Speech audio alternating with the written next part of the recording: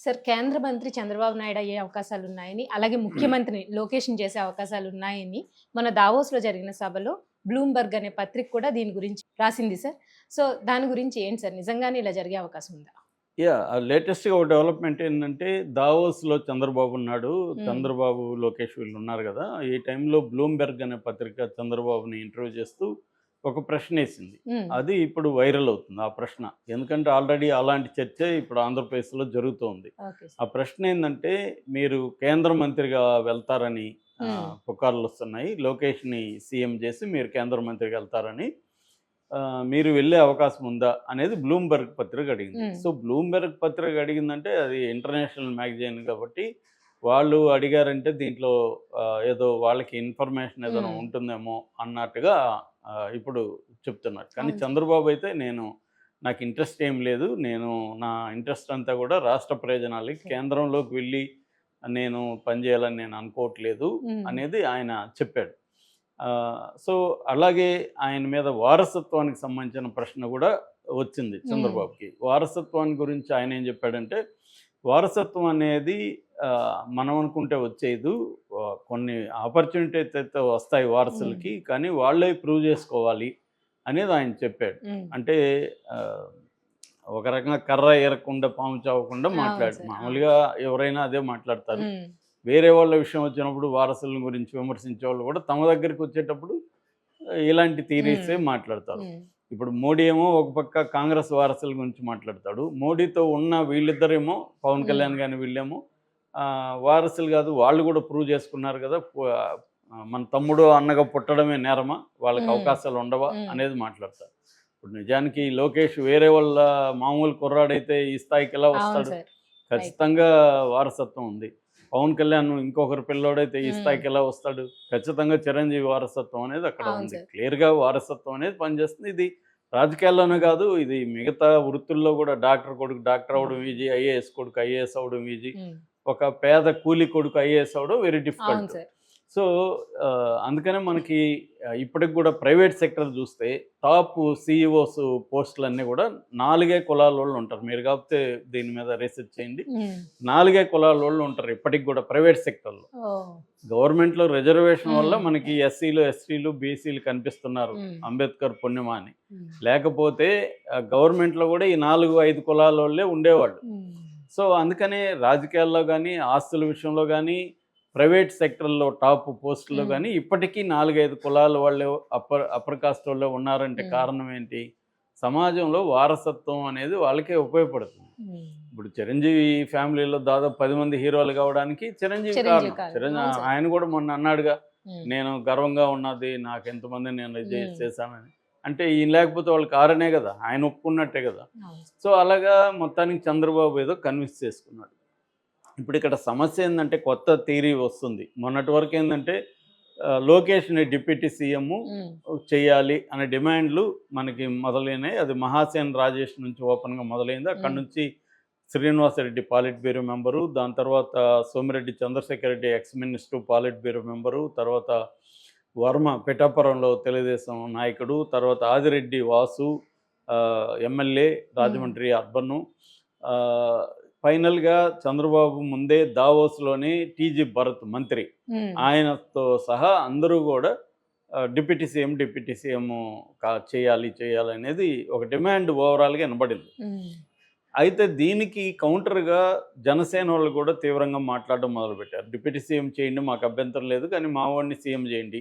ఎందుకంటే 2.5 సంవత్సరం చంద్రబాబు ఉంటే 2.5 సంవత్సరం పవన్ పవన్ కళ్యాణ్ కళ్యాణ్. సీఎంగా హ్మ్. ఉండాలి. చంద్రబాబుని మరి గవర్నర్‌కి పంపిస్తారా? వైస్ ప్రెసిడెంట్‌కి పంపిస్తారా? కేంద్ర మంత్రికి పంపిస్తారా? మీ ఇష్టం. హ్మ్. అన్నట్టుగా వాళ్ళు ఓపెన్‌గానే కిరణ్ రాయల్ గూడా మొన్న తిరుపతి లీడరు ఆయన గూడా మాట్లాడాడు. హ్మ్. ఓపెన్‌గానే జనసేనోళ్ళు మాట్లాడుతాం. దీంతో ఒక్కసారిగా ప్రాబ్లమ్ అయిపోయింది. అంటే ఈ 2 పార్టీల మధ్య గొడవలు జరుగుతున్నాయని. దాంతో పవన్ కళ్యాణ్ ప్రెజర్ చేసినట్టుగా చెప్తున్నారు. దాంతో హ్మ్. చంద్రబాబు తమ ఇక్కడ పార్టీ నాయకులకి చెప్పారు. సో, అధిష్టాన వర్గం నుంచి అంటే పార్టీ ఆఫీస్ నుంచి హ్మ్. అందరికీ నోటీసులెళ్ళాయి. ఇక మీరు మాట్లాడొద్దండి అఫీషియల్‌గా దీని విషయం మీద అని. హ్మ్. అట్లాగే ఇటు పవన్ కళ్యాణ్ గూడా చెప్పడంతో జనసేన నుంచి కూడా అఫీషియల్‌గా అందరికి నోటీస్ ఈ హ్మ్. విషయం మీద డిస్కస్ చేద్దాం. అంటే అసలు ఇది ఎందుకు వచ్చింది అవును అంటే సార్. వచ్చిందంటే దీని వెనక ఏదో ప్లాన్ ఉంటే ఊరికే రాదు కదా. ఉమ్, మామూలుగా రాజకీయాలు ఏంటంటే ఫెయిలర్స్ అంటారు, కొన్ని ఉమ్, ఫెయిలర్స్ పంపిస్తారు జనంలోకి. ఉమ్. అంటే ఒక ట్రైల్ వేస్తారు, సీఎం డిప్యూటీ ఆ, సీఎంగా ఆ. లోకేష్ అంటే రెస్పాన్స్ ఎలా ఉంది ఓకే సార్. అనేది చూస్తారు. ఉమ్. అలాగే ఏమన్నా చంద్రబాబు దీన్ని ప్లాన్ చేసి చేస్తాడా? ఎందుకంటే గత కొంతకాలంగా 8 నెలలు అవుతుంది, దాదాపు 8 నెలలుగా పవన్ కళ్యాణ్ ఏం చేస్తున్నాడంటే ఈ ప్రభుత్వాన్ని ఇరుకును పెట్టే విధంగా చంద్రబాబుకి లోకేష్కి తలనొప్పి కలిగించే విధంగా పవన్ కళ్యాణ్ బిహేవ్ చేయడం మొదలుపెట్టాడు. అంటే పవన్ కళ్యాణ్ ఉద్దేశం వీళ్ళకి తలనొప్పులు క్రియేట్ చేయాలని కాదు. పవన్ కళ్యాణ్ ఉద్దేశం ఒక దెబ్బకి రెండు పెట్టల్లాగా, ఒకటేమో జగన్ ప్రతిపక్ష నాయకుడు కాకుండా తానే ప్రతిపక్షంగా ఉమ్. బిహేవ్ చేయడం. అది యాక్చువల్గా గెలిచినప్పుడే పవన్ కళ్యాణ్ చెప్పాడు. ఉమ్. ఎందుకంటే జగన్ని ప్రతిపక్ష నాయకుడిగా స్పేస్ ఇస్తే జగన్కి మళ్ళీ బలం పెరిగే అవకాశం ఉంది. పవన్ కళ్యాణ్కి అది ఇష్టం లేదు. ఉమ్. జగన్ పెరిగితే తను ఆ, ఇబ్బంది. అందుకని జగన్ ప్లేస్లో తను ఉండాలి. అంటే తన బలం, ఓన్ బలం పెంచుకోవాలనేది పవన్కు ఉన్న లక్ష్యం. పవన్ లక్ష్యం ఏంటి? తను సీఎం కావాలని.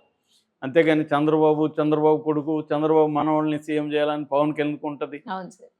చంద్రబాబుని సీఎం వరకు ఒప్పుకుంటాడు పవన్. ఉమ్.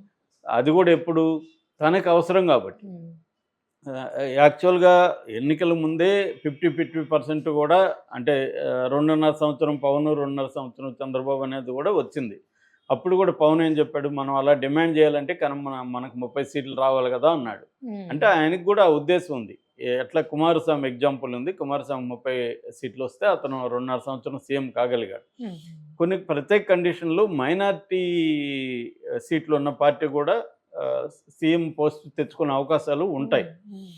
సో అది జరగలేదు. ఎందుకంటే ఆయనకి ఇచ్చింది 21 సీట్లు. అది కూడా ఆయన మీద ఆధారపడి ఇవాళ తెలుగుదేశం ప్రభుత్వం లేదు. ఉమ్. తెలుగుదేశానికి సొంతంగానే 134 సీట్లు ఉన్నాయి.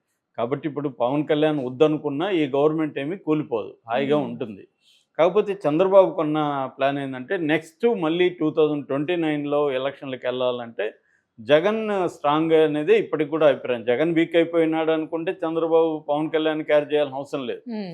తన సొంత బలం మీదే జగన్ని, పవన్ కళ్యాణ్ ఇద్దరిని ఎదుర్కొని మనం వెళ్ళొచ్చు అనేది ఆ కాన్ఫిడెన్స్ ఉంటే, పవన్ కళ్యాణ్ని ఇంత భయపడుతూ పవన్ కళ్యాణ్కి బిహేవ్ చేయాల్సిన అవసరం లేదు. కానీ చంద్రబాబుకి ఆ కాన్ఫిడెన్స్ లేదు. మనం తెలుగుదేశం మీడియాని చూస్తే కూడా ఇప్పటికీ జగన్ని వీళ్ళే ఫోకస్ చేసి అతన్ని ఎంతసేపు జగన్ ఒక ఫియర్ని క్రియేట్ చేస్తున్నారు. సో లోకేష్ కూడా మళ్ళీ జగనే సీఎం కాడని గ్యారంటీ అడుగుతున్నారు. ఇవన్నీ మాట్లాడుతున్నాడంటేనే ఇంకా జగన్కి బలం ఉందని. ఎందుకంటే జగన్కి 40% ఓట్లు వచ్చాయి. వీళ్ళు చెప్పిన హామీలు ఇచ్చిన అవన్నీ నెరవేర్చే పరిస్థితి లేదు, డబ్బు లేదు. సో రెండోది బీజేపీ మీద డిపెండ్ అవుతామా లేదో తెలియదు. బీజేపీ స్ట్రాటజీ ఎలా ఉంటుందో తెలియదు. ఇవన్నీ చంద్రబాబు భయం అయితే ఉంది. అందుకని ఒకటి, తాను మళ్ళీ గెలవాలంటే చంద్రబాబు బీజేపీతో జనసేనతో వెళ్ళాలి, పొత్తుండాలి. రెండు, రేపొద్దున జగన్ని కంప్లీట్గా వీకెండ్ చేయాలంటే కూడా బీజేపీ సహాయం కావాలి. అట్లాగే రేపు పొరపాటున మళ్ళీ ఓడిపోతే అక్కడ జగన్ బీజేపీతో కలిసి వాళ్ళు ఉన్నారనుకో, రేపొద్దున కేసుల్లో కూడా ఇబ్బంది అవుతుంది. తనకి ఇబ్బంది, లోకేష్కి ఇబ్బంది. ఇవన్నీ దృష్టిలో పెట్టుకొని చంద్రబాబు ఏం చేస్తున్నాడంటే పవన్ కళ్యాణ్ని భరించాలి మనం అనేది చంద్రబాబుకు ఉంది. ఆయనకి అంటే తెలుసు పవన్ కళ్యాణ్ ఇవన్నీ చేస్తున్నాడు, అయినా కూడా మనం భరించాలి. కానీ లోకేష్కి ప్రాబ్లం ఏంటి? ఇప్పుడు ఉన్న ప్రభుత్వంలో నేను చాలాసార్లు చెప్పాను, చంద్రబాబు ఏమో పాలసీ డెసిషన్స్, అభివృద్ధి వీటికి సంబంధించి చంద్రబాబు చూసుకుంటే, governance, day to day affairs, ఎవరెవరిని ఎక్కడ నియమించాలి ఇవన్నీ లోకేష్ చూసుకుంటున్నాడు. సో అంటే ఒక రకంగా పవర్ అనేది లోకేష్ దగ్గర ఎక్కువగా కేంద్రీకృతమైంది. పవన్ కళ్యాణ్కి ఇమేజ్ ఉంది కానీ పవర్ లేదు. పవన్ కళ్యాణ్ ఒక డీజీపీ నియమించే పరిస్థితి పవన్ కళ్యాణ్కి లేదు, ఒక టీడీ చైర్మన్ పవన్ కళ్యాణ్కి లేదు, ఇవేవి లేవు. తనకిచ్చిన కోటాలో జనసేనలో ఎవరెవరు ఉండాలో నియమించుకోవచ్చు, అంతే అతను. అంతకంటే గవర్నెన్స్లో, డే టు డే గవర్నెన్స్లో పవన్ కళ్యాణ్కి పట్టులేదు. అందుకని పవన్ కళ్యాణ్ ఏం చేస్తున్నాడంటే ఈ ప్రభుత్వంలో ఏమైనా లోపాలు జరిగినప్పుడు తాను ముందు వచ్చేసి తానేదో ప్రతిపక్షంలాగా ప్రశ్నిస్తున్నాడు. మామూలుగా ప్రభుత్వంలో ఉన్నవాళ్ళు ఏం చేస్తారు? ఒక తప్పు జరిగితే వితిన్ ద గవర్నమెంట్ చెప్తారు. ఆ శాఖగా మంత్రికి చెప్పడము, లేకపోతే చంద్రబాబు దృష్టికి తీసుకుపోవడం చేస్తారు. పవన్ కళ్యాణ్ ఆ పని చేయట్లా, పబ్లిక్ లేక్ తీసుకెళ్ళిపోతున్నాడు. పబ్లిక్ లేక్ తీసుకెళ్ళిపోవడం వల్ల వీళ్ళ చంద్రబాబు అండ్ లోకేష్ ఇమేజ్ దెబ్బతినే అవకాశం ఉంది. పవన్ కళ్యాణ్కి ఏముంది, ఒకవేళ వీళ్ళు కూటమి చీలిపోయినా రెబల్లాగా ఉండిపోగలడు పవన్ కళ్యాణ్. పవన్ కళ్యాణ్ పెద్దగా పోయేదేం లేదు. దానివల్ల పవన్ కళ్యాణ్ స్టేచర్ పెరుగుతుంది. రెండోది, దీని వెనక బీజేపీ ఉందని కూడా ఒక వార్త వస్తుంది. పవన్ కళ్యాణ్ ఉపయోగించుకొని బీజేపీ బలపడడానికి ట్రై చేస్తుంది. ఏంటంటే ఈ ప్రభుత్వాన్ని ఇరుకుని పెట్టడం అనేది బీజేపీ అజెండాని పవన్ కళ్యాణ్ అమలు చేస్తున్నాడని కూడా ఒక వార్త వస్తుంది. ఈ నేపథ్యంలో చంద్రబాబుకి చాలా డిఫికల్ట్ టైం అని చెప్పాలి.